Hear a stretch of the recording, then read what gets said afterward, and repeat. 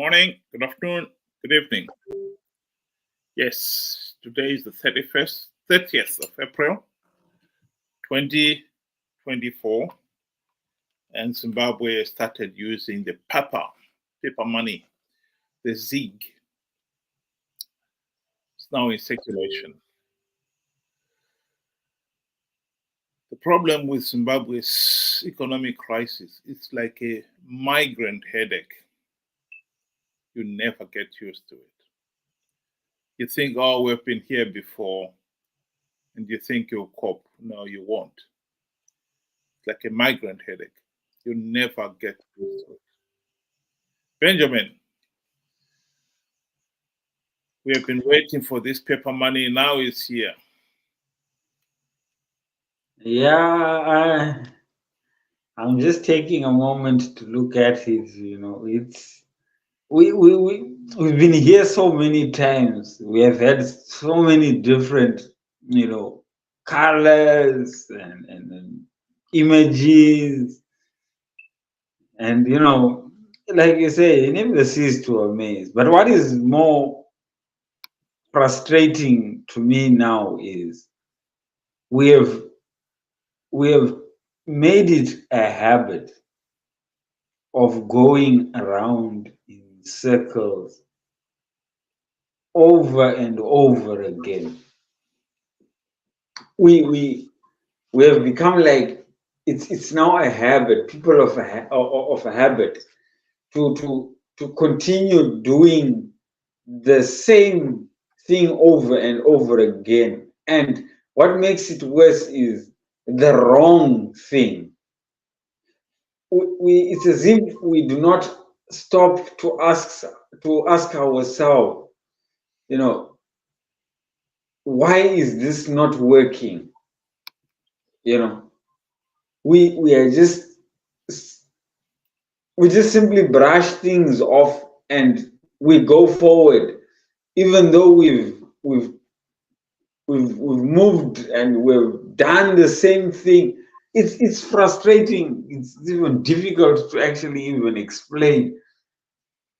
We keep doing the wrong things, and we love doing the wrong things, and we expect a bolt from the blue, a miracle that this time would be different. How? Why would it be different? It just doesn't make any sense. It's more expensive to be printing this money than the actual value that is inside the money. It's so frustrating. Well, the first thing is the money has just been released. And as you can see there from the screen, they've already set withdrawal limits. You can only withdraw so much.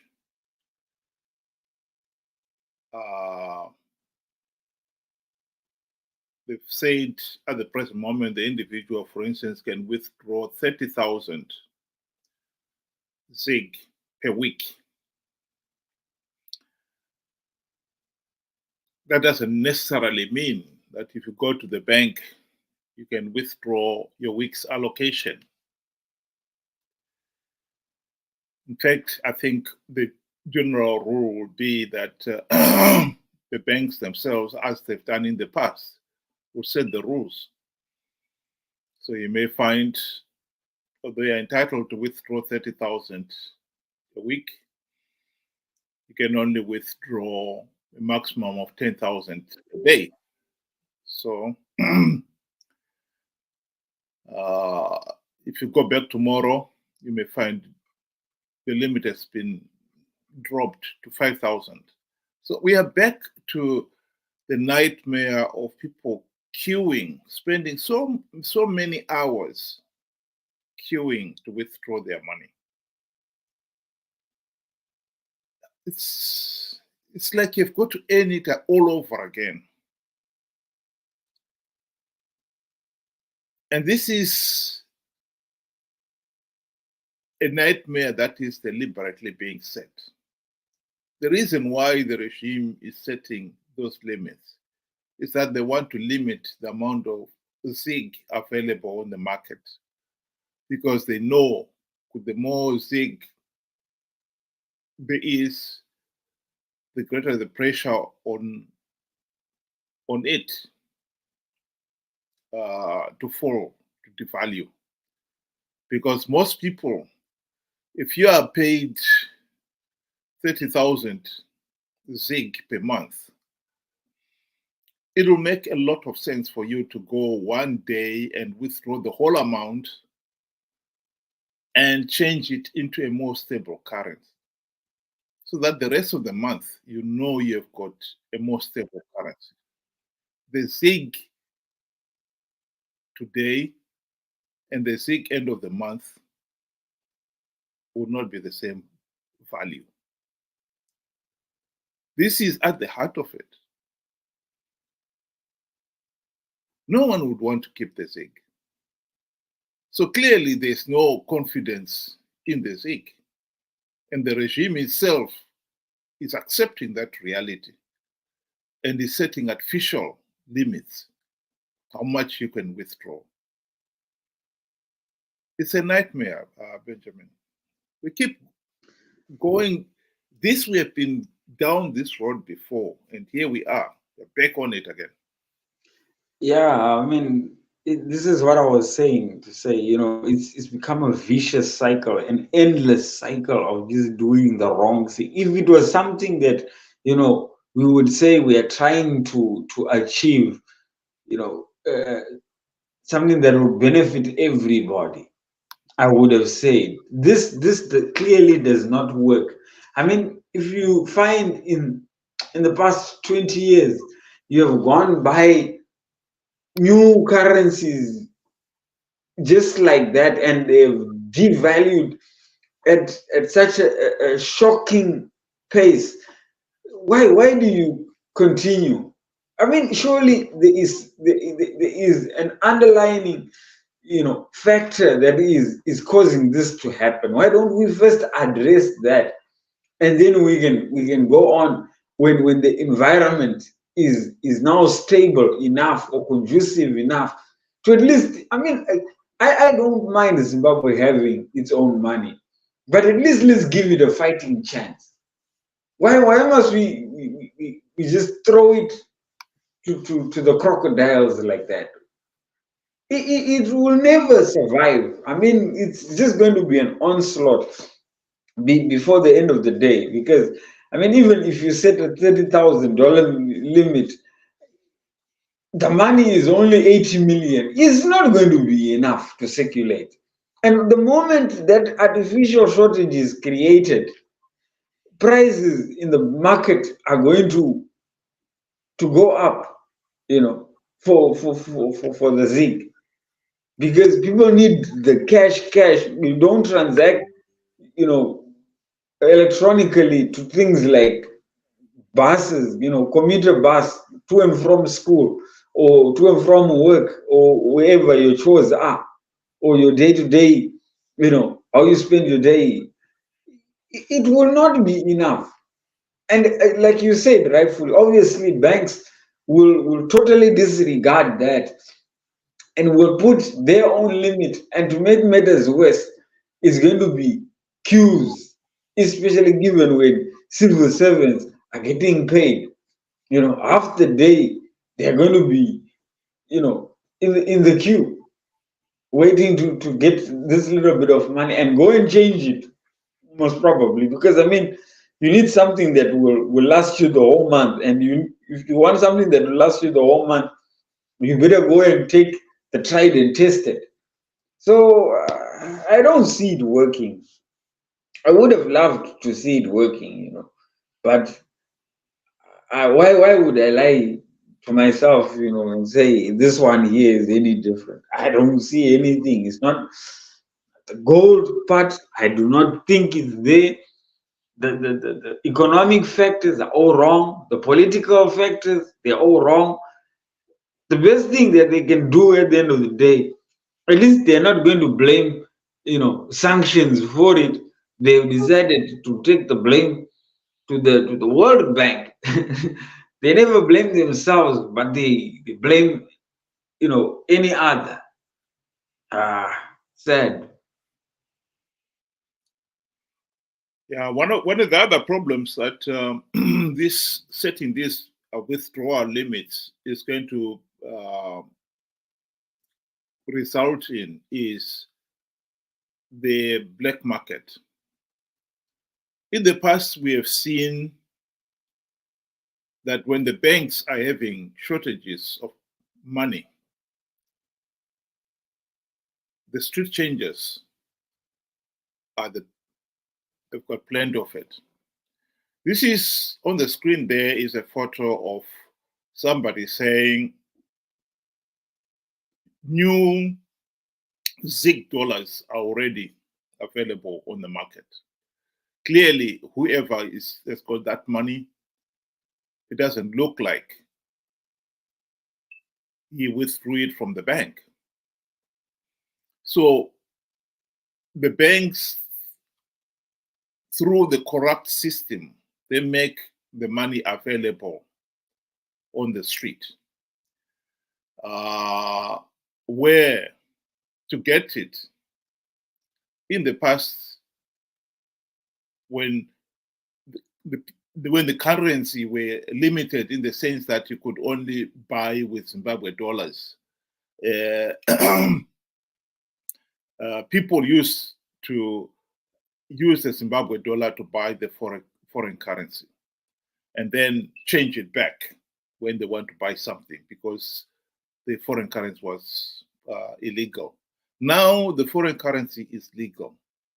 I think the biggest pressure is whoever has got the ZiG. It's either you use it up straight away or buy a more stable currency for the long term. Keeping your ZiG dollars in the bank or in your pocket or under the mattress is not a wise thing because the ZiG is already losing its value. When it was launched at $1 is to 13.73 ZiG. Today, I understand it's selling at 20 ZiG to $1. And on the black market, as much as 23 ZiG to $1. So you can see immediately that the ZiG is losing ground over the foreign currency. And so in this particular case, those who can get the ZiG can soak up the foreign currency because those who have got access to the foreign currency, particularly those who can get it from the bank at the official exchange rate, they can sell it on the black market and make a killing. And so we will end up seeing more and more of this, where the ZiG, you cannot get it from the bank. And if you get it, you've got to queue and get a limited amount. And to be quite honest, once you have withdrawn whatever it is, 10,000 ZiG, you will not be queuing to deposit the 10,000 because you know if you want to withdraw it again, you've got to queue for it and you may not get it in one day. It may take you the whole week to get it back. So banking the ZiG is not going to be happening voluntarily. And I think the only people who will be banking the ZiG are those who have got lots of it and are trying to get rid of it. And or it is the dirty one. And those who have got access to the print press, they'll print more money. It doesn't cost them anything. And they make that money available on the black market. And so what we are seeing on the screen there is money that would probably would have been supplied through the black market of the system. It's not official. The banks do not have money, cash, but the street exchanges have got crips, new bank notes. That is what we are going to see. This crisis is going to only get worse. And I think that is what is another frightening reality. It's not going to get better, it's going to get worse. Yeah, true. I mean, just yesterday I was saying if you were to go, on the streets by 5 o'clock in the morning, with some of the guys there that do this money changing, get up so early because there are buses also that are going outside the country, so they have to provide services to those that want to change whatever money they have, so that they can go to buy their wares or do their business in outside the country. So you would find by 5 o'clock they probably had this ZiG, and then you question now to say, how did they get the money before the bank even opened? You see, that's the first question. And when it comes to banking in Zimbabwe, nobody banks, nobody goes there unless you're OKs or one of these, or you're running a business, a big business, where you actually have to take your money and go and cash in. Usually banks is for you just to go there and get your money. So that's just how it is. It's a one-way street. Pick up your money, go to the street, change your money into a more show currency, and every month is like that. And unfortunately, this, like you said, it's already 1:22 before it even showed up. Now that it's there, this poor ZiG is not going to have any chance. It's going to be beaten and battered and bruised.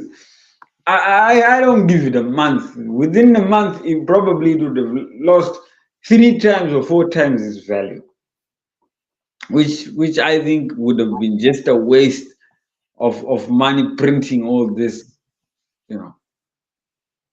And at the end of the day, people are stuck with it. Well, there are various ways of controlling inflation, and one way of doing it, like we have already said here, is making sure that the local currency is not readily available. And putting these artificial limits will achieve that.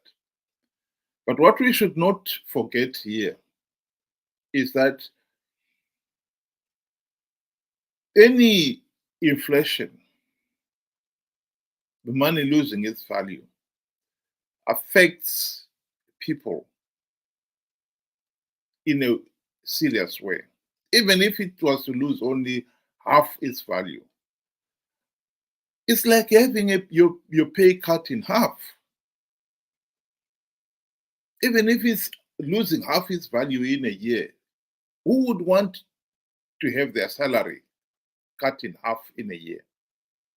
But that is what it means.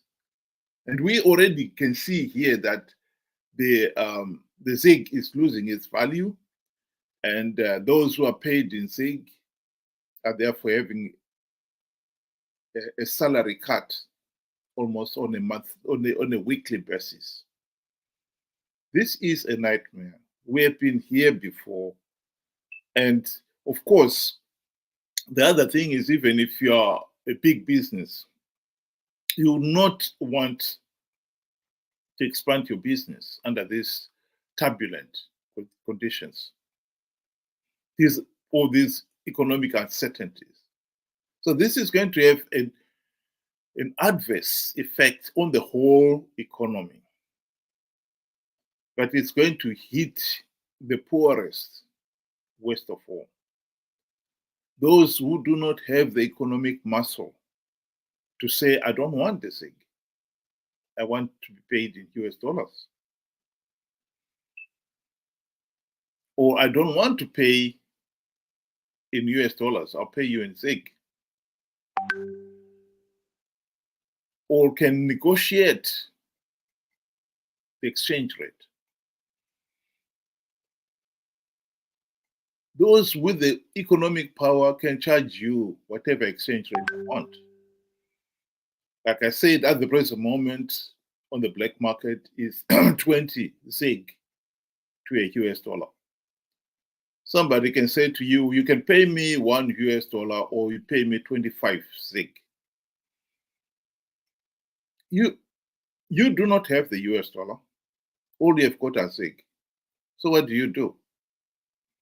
You can't walk away because they know, for instance, if it's medication, you need the medication.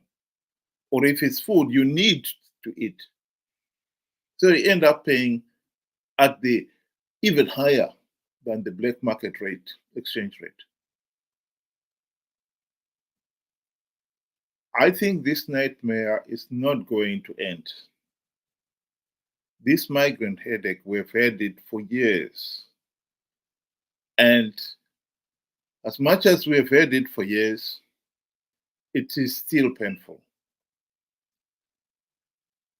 You never get used to it. The only way we're going to end Zimbabwe's economic meltdown is by sorting out our political mess. Zimbabwe is a failed state because we have failed to hold free, fair, and credible elections for 44 years and counting. In this day and age, it's amazing how we have failed to understand what constitutes free, fair, and credible elections and do it for ourselves, not for somebody else, for ourselves. And I think the people of Zimbabwe must really start focusing on the big issue. How are we going to stop this nightmare of rigged elections and bad governance? Because it's not going to go away on its own. And those who are involved in the part of the ruling elite, they are doing very well, thank you. They're not going to give up power. Even if it means the ZiG will suffer the same fate as all the other currencies have done. It too will be booted out and a new currency introduced and so forth, and we start the whole cycle all over again. So be it. These people will hang on to power. What we need to do is to implement the democratic reforms so that we could free, fair, and credible elections. Because only then can we start to say that those in power are accountable to the people.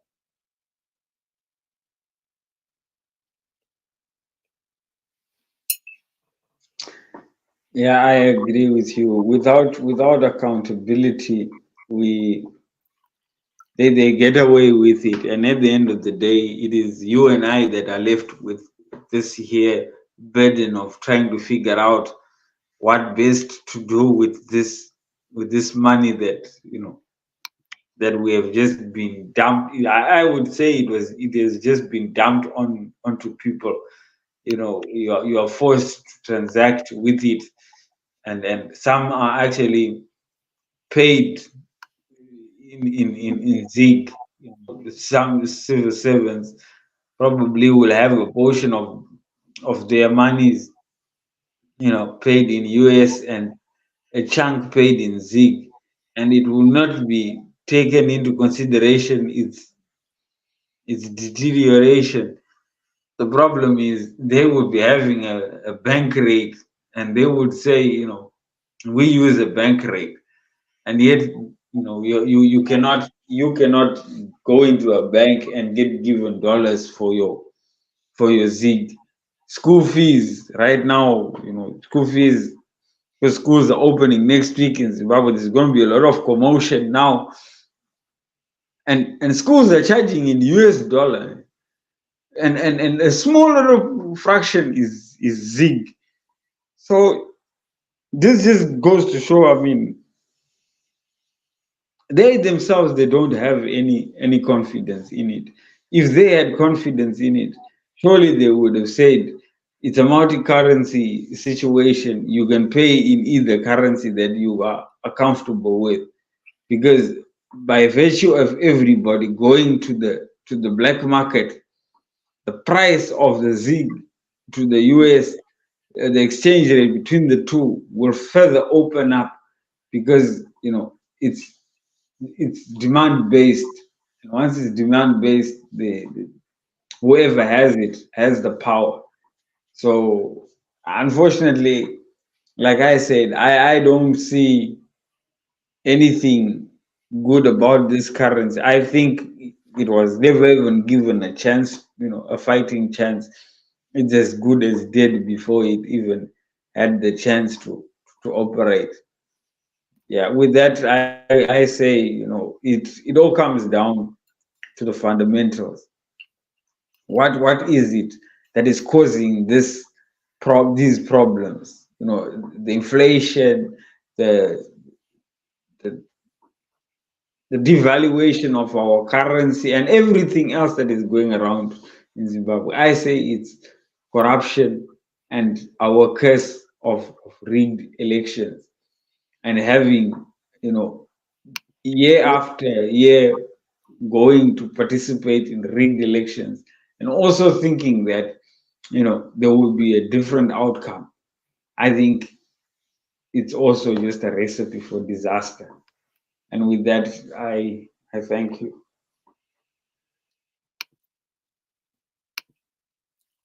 Thank you very much, Benjamin. I think, like I said, we can go on and on about this, but the truth of the matter is the situation is never going to change itself. ZANU-PF will never reform itself out of power.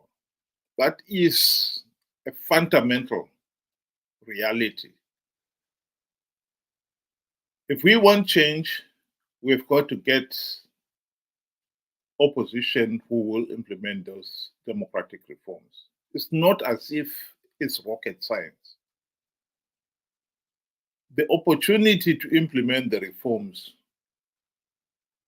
were there.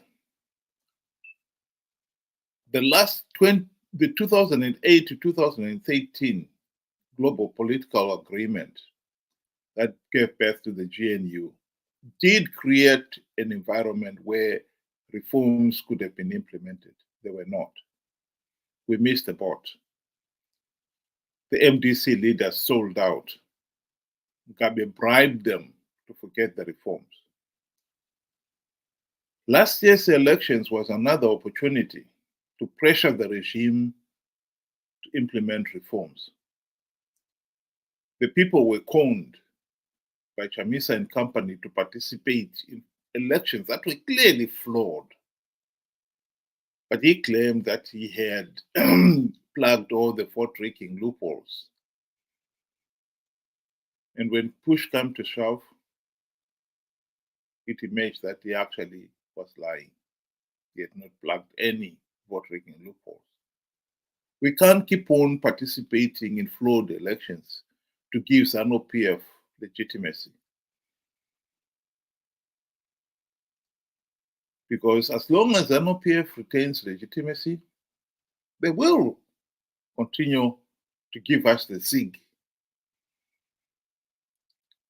and all the suffering that goes with it. I think we have not said the last word on the ZiG. The ZiG will say the last word on us. I've got a feeling it's going to be a nightmare.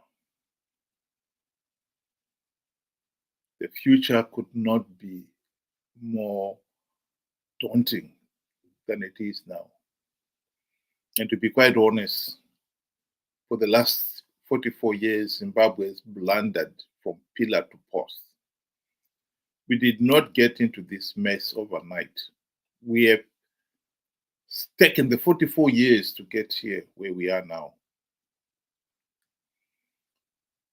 But we are sinking deeper and deeper into this economic hell. And unless we do something about it, we will only sink even deeper.